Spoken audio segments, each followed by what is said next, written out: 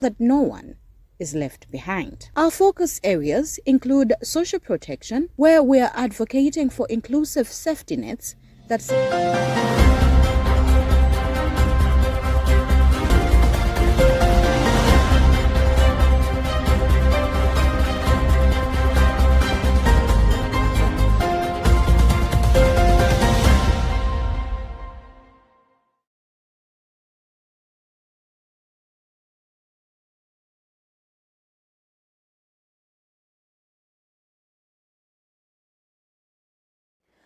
It's time for news on Luntha television with me, Charite Chilanga. Let's have a look at the top stories. Property author for 10th years reputable healthcare says health cannot be actually for few.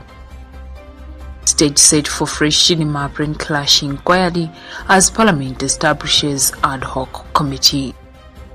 Pension Fund defends AMG advisory film engagement as PAC pushes for clarity on controversial Amaryllis Hotel purchase. And in other news, Nigerian Vice President vows for peace after deadly Maiduguri bombing kills 23.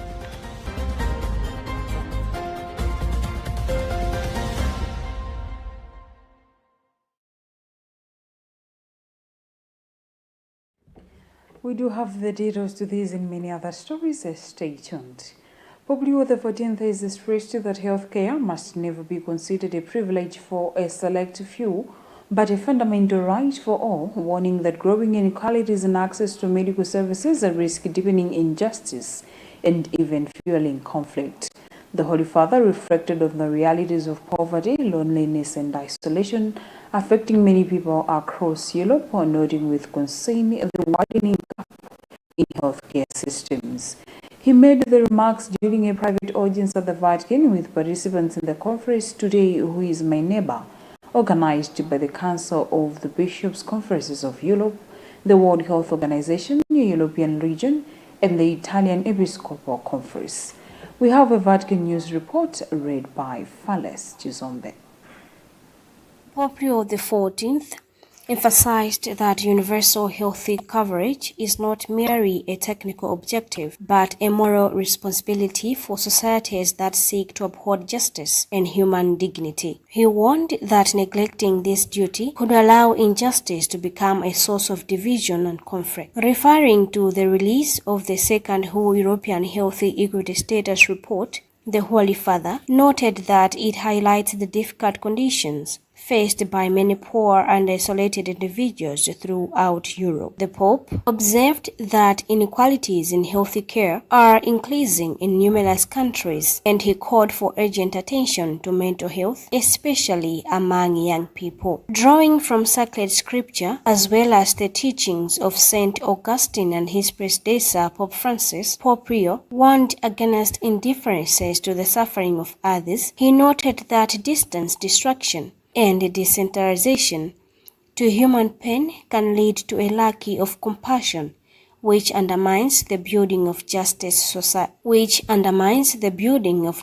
societies. The Holy Father urged all people, particularly Christians, to turn their attention to those who suffer, including the lonely and marginalized, stressing that true justice cannot exist without their inclusion. Concluding his address, the Holy Father reaffirmed the Church's mission to save humanity and promote universal fraternity. He encouraged churches in Europe and around the world, in collaboration with international organizations, to play an active role in addressing healthcare inequalities, especially for the most vulnerable.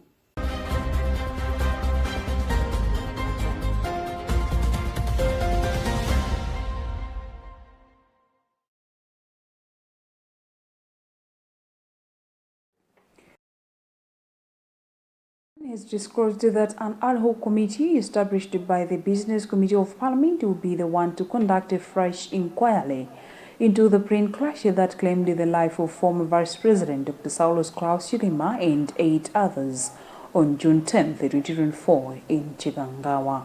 According to Suleimani, to ensure inclusivity and transparency in the process, the inquiry committee will comprise 13 members drawn from all political parties, including DPP, MCP, UTM, UDF, PP, and independent members. Minister of Justice Charles Mhango informed Parliament on February 24th this year that President Professor Arthur Peter Mutharika directed that there should be a fresh inquiry into the brain clash. Emmanuel Georgia with the details. Leader of the August House, Jabi Mhango, said they are prepared to follow the President directive, emphasizing that Malawians deserve to know what truly happened. He outlined that the committee will include 4 members from Democratic Progressive Party, DPP, 3 from Malawi Congress Party, MCP, representative from United Transformation Movement, UTM, other political parties, and independent members of parliament.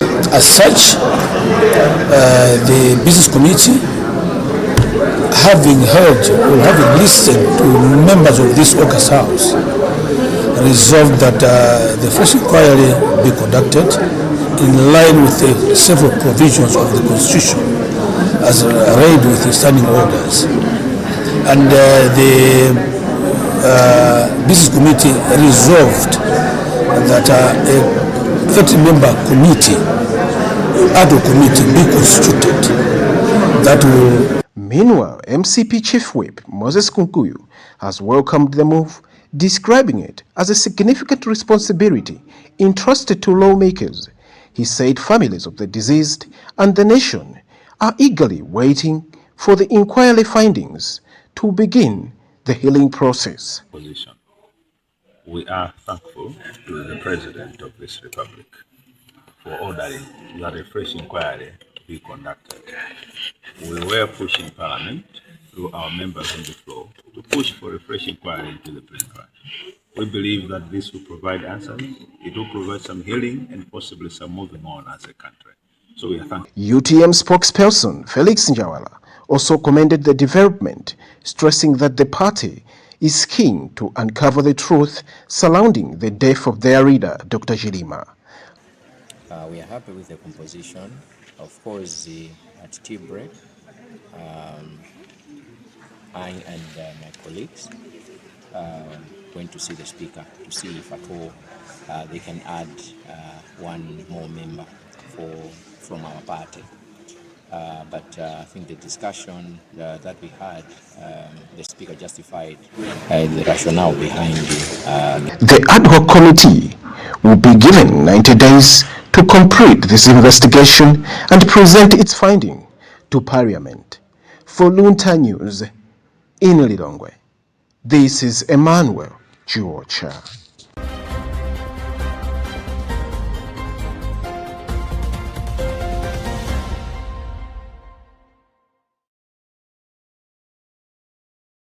The acting principal officer of the Public Service Pension Trust Fund, Boyd Hamela, has defended the engagement of EMJ advisory public accountants in the proposed acquisition of the Amaris Hotel in Luntha. Speaking during an engagement meeting with the Public Accounts Committee PAC on Wednesday evening, Hamela said the firm was duly qualified and completed its assignment within the agreed time frame. He explained that EMG Advisory was contracted under specific terms, adding that exceeding the stipulated duration would have constituted a breach of contract and rendered the firm ineligible for payment. Tendo Mzomala has more details in this report. Members of the Public Accounts Committee, PAC, on Wednesday evening questioned Boyd Hamela over the payment of 26 million Malawi kwacha to EMG Advisory for an assignment that lasted about 10 days, noting that the firm is not registered with the Reserve Bank of Malawi as a business valuer. In response, Hamela explained that the firm was engaged under specific contractual terms, emphasizing that any extension beyond the agreed timeframe would have constituted a breach of contract and disqualified the firm from payment. On the issue of qualifications, he said the assignment focused on business analysis rather than property valuation, adding that EMJ had indicated that it was qualified for the task and is categorized under PPDA regulations as business analysts and accountants. Meanwhile, Chairperson of the Public Accounts Committee, Stephen Baba Malondela, said the committee is seeking clarity on why some board members were not given adequate time to review the sale agreement. Malondera indicated that several issues surrounding the transaction require further scrutiny to establish what transpired and what may have influenced the decisions taken. The recommendations and the proper position. But as of now, as you've seen in the morning, we had a few stakeholders. Suspending the committee's sitting until Thursday, Malondera said the committee would be engaging with the Speaker of Parliament, Samia Suleiman, as well as the legal authorities of Parliament on guidance as to how they should proceed in the investigations of the Amaryllis Hotel purchase. He made these remarks after Attorney General Frank Mbeta failed to appear for a second time, adding that the committee had not received any formal communication explaining the AG's absence. Mbeta was subpoenaed to appear at 5:30 p.m. on Wednesday following his failure to show up for a scheduled morning session on Monday. He had earlier written to the committee arguing he needed 7 days' notice as required by Standing Order 185 subsection 5 and that he should be the last to testify as government's principal legal advisor. For Luntha News, this is Tandiwe Msumara.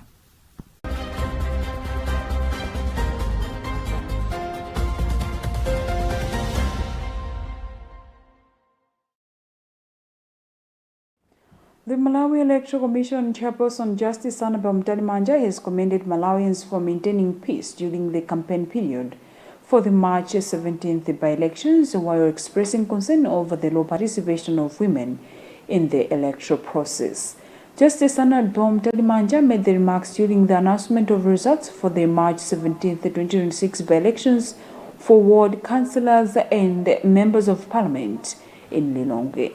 More details in this report, followed by Gift Kalonga. Justice Annabel Mtalimanja has commended Malawians for maintaining peace during the March 17, 2026 by-elections, describing the process as calm and well managed. She said the peaceful environment reflects growing political maturity among citizens and stakeholders. However, Mtalimanja expressed concern over the low participation of women, noting that both voter turnout and the number of female candidates remain unsatisfactory. Mtalimanja stressed the need to promote gender equality to achieve inclusive governance. She also noted a reduction in null and void votes, saying this indicates improved civic education. General election. In total, we therefore had 4 constituencies and 9 wards. The vacancies arose for the following reasons. Luntha Central constituency. This constituency became vacant because the Alliance for Democracy candidate who won in the September 2025 parliamentary election was appointed as second vice president of the Republic of Malawi. As per the provisions of the law, he could not retain the position of member of parliament. Nkhotakota Liwaladzi constituency. The election could not take place on 16 September because there was a court case. Mr. Daniel Bender, one of the candidates, applied to the court for a review of the commission's decision rejecting his nomination for having paid less than the prescribed nomination fee for the parliamentary election. The Supreme Court upheld the commission's decision. Dedza Ntakataka constituency. The elections could not take place because there was a case in the High Court. Mr. Charles J. Sandram applied to the court for a review of the commission's decision rejecting his nomination for paying less than the prescribed nomination fee for the parliamentary election. In its judgment, the court ordered that he should be added on the list of candidates. However, at that time, ballot papers had already been printed. Blantyre West constituency. The elections were postponed following the death of the late Michael Izeki Chisala, who had been duly nominated. 2 candidates were inadvertently omitted from the ballot paper. These were Adrian Masimbi, an independent candidate, and Margaret Mwakalinga of Malawi Electoral Commission has announced the following as winners of the parliamentary by-elections Nkhotakota Liwala's constituency Thokozile Ulunji DPP candidate, Dedza Mtakataka Patrick Bandawe MCP candidate, Blantyre West Mavuto Gulo independent candidate, and Rumpi Central Matthews Chinombo Ntumbuka UTM candidate. Meanwhile, Justice Annabel Mtanimanja has announced that it will conduct by-elections for Lilongwe Bwaira constituency and Machinga Mikoko constituency, where the sitting MP died recently. For Luntha News in Lilongwe, this is Gift Kalonga.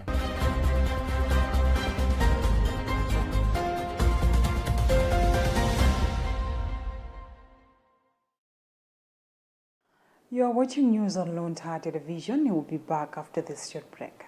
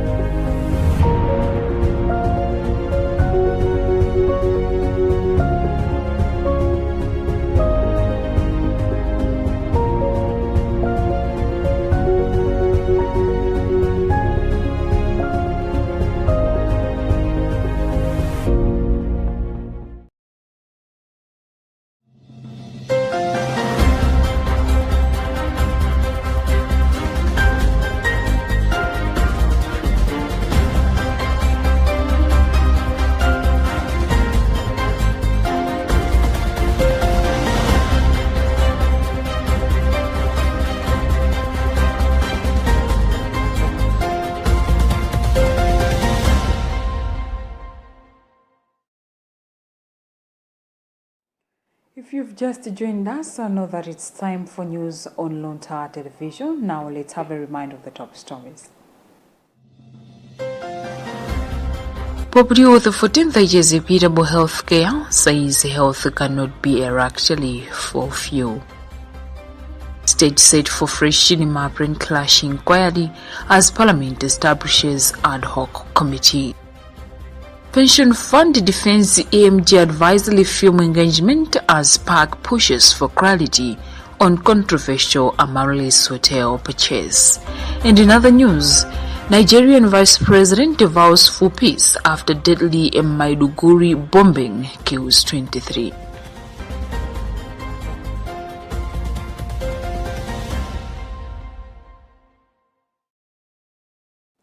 Moving on with the news, the Department of Disaster Management Affairs (DODMA) has appealed to local and international partners to support ongoing relief efforts following widespread damage caused by heavy rains across the country.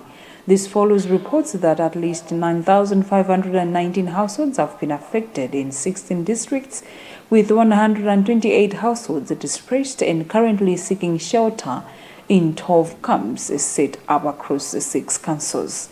Commissioner for Disaster Management Affairs Wilson Molen has disclosed that councils are still conducting assessments to establish the full extent of the damage, while DODMA continues coordinating response efforts on the ground. More details in this report followed by Judith Organ, but read in our studios by Constance Kamtemeni.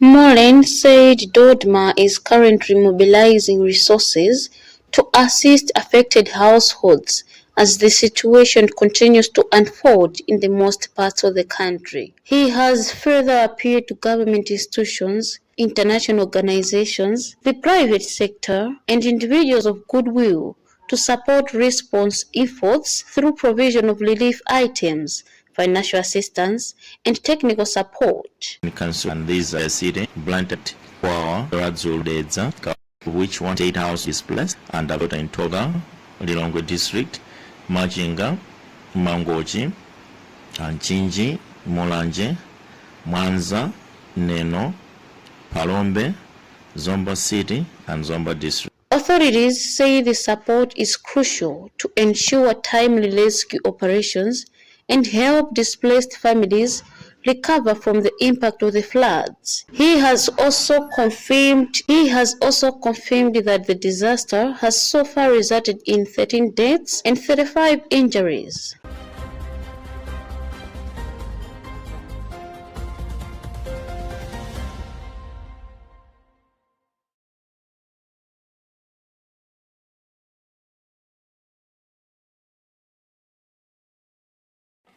The National Water Resources Authority has intensified water discharge at Kamuzu Barrage amid rising Lake Malawi levels, signaling growing concern over potential flooding. This comes days after the authority reported a significant surge in the lake, which is now 46 centimeters higher than at the same time last year. National Water Resources Authority spokesperson Mazosi Sambala said that the situation escalated on Wednesday, forcing an urgent opening of the barrage gates and raising the water flow to safeguard the barrage. He added that as of this morning, water levels have receded slightly, allowing for a minor reduction in the discharge rate. More in this report compiled by Alson Banda. Kasambara said that the normal discharge of 350 liters per second was initially increased earlier this week in response to the rising water levels. However, as the lake approached the barrack deck, NWRA moved swiftly to raise the discharge further, ensuring structural safety of the facility. Engineers at Kamuzu Barrage remain on high alert, continuously monitoring the situation with guidance from the Department of Climate Change and Meteorological Services. Authorities have urged communities along the lake shore to stay vigilant and prepare for possible flooding as water levels remain above normal. The National Water Resources Authority would like to confirm that indeed Lake Malawi has taken an upward trajectory for the past 15 years. As we speak, we are 46 centimeters higher than the corresponding date last year. The water levels have increased due to heavy precipitation that has been taking place in the north central region, but also in the Republic of Tanzania. As you might be aware that Tanzania forms an integral component of the catchment area of Lake Malawi. We have since increased the discharge of water that we do undertake at Kamuzu Barrage in Liwonde to ensure that the water levels in Lake Malawi recede. The NWRA has emphasized these measures are precautionary, aimed at protecting both infrastructure and the safety of surrounding communities. In a statement released on Wednesday, the water levels was taken an upward trajectory for the past 15 years, and he warned that any construction or cultivation below the 477 meters above sea level contour line along the lake, he warned that any construction or cultivation below 477 meters above sea level contour line along the lake is illegal, in accordance with Section 29 of the Water Resources Regulations of 2018.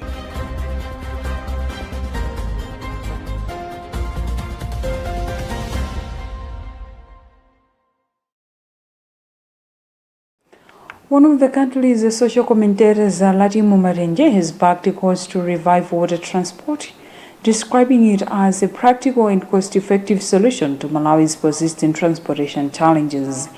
His remarks follow recent concerns raised by Member of Parliament for Kotakota Central, Sylvester Ayuba James, who said the country's economy strains due to over-reliance on road transport. More details in this report, followed by Constance Kamtemeni.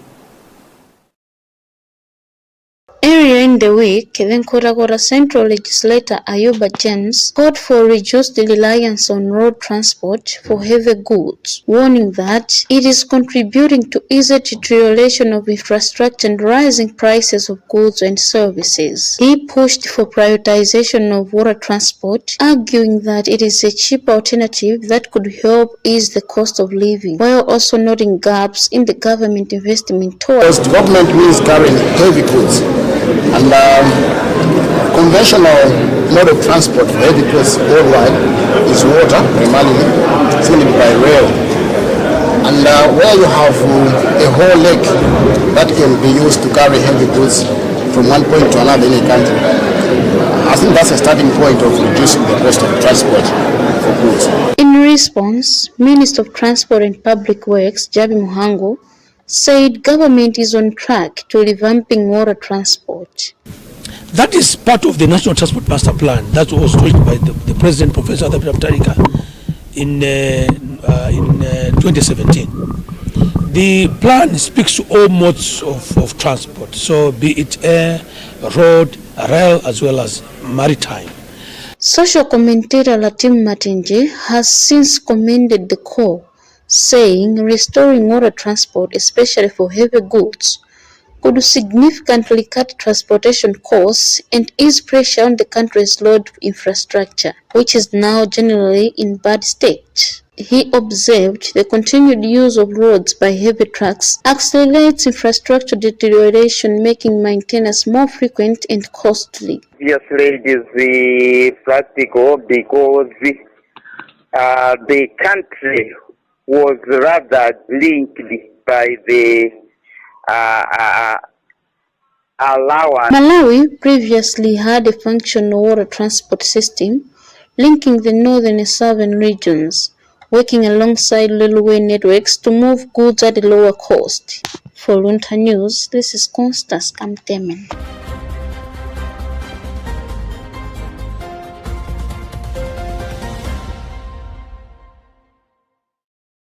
And in other news, Nigeria's Vice President Kashimu Shettima flew to Maiduguri on Wednesday, pledging to restore full peace after triple suicide bombing killed 23 people in one of the deadliest attacks on the Borno state capital in years. The Monday evening assault targeted a central market, a post office area, and the entrance to the leading hospital moments after residents broke their Ramadan fast. We have an African News report read by Fales Chisombe. The Vice President Kashim Shettima said they had gone to sympathize with the government and people of Borno State.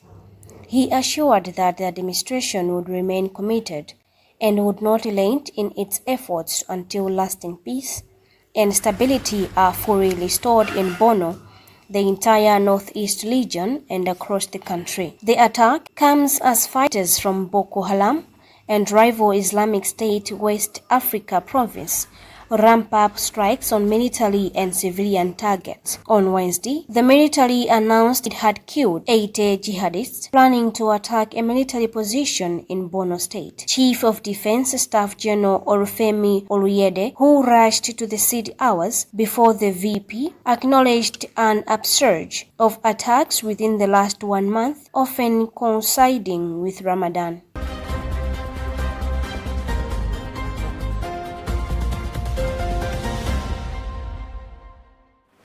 With that item, we've also come to the end of our today's bulletin, but let's have a recap of the top stories before we go. Poprio, the 14th is equitable health care, says health cannot be actually for few.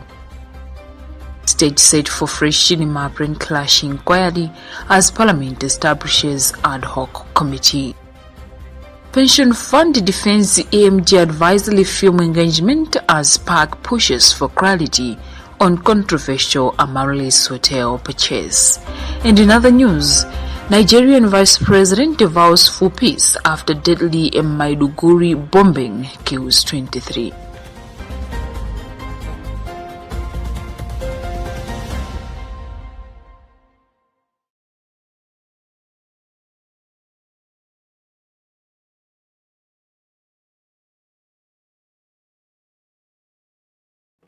You have been with me, Charita Chilanga. Thanks so much for keeping me in company and continue enjoying the rest of our programs right here on Luntha TV. Goodbye.